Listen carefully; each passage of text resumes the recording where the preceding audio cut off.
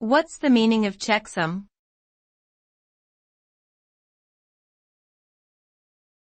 Checksum.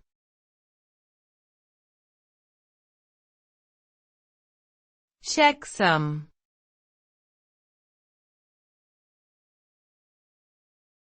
Checksum.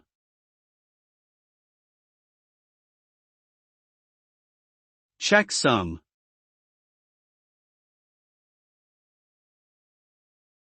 A checksum is a value that is calculated from a block of data using an algorithm. The purpose of the checksum is to detect any errors that may have occurred during transmission or storage of the data. The result of the checksum is a fixed size value that is unique to the data being checked. When the data is transmitted or stored, the checksum value is also sent along with it.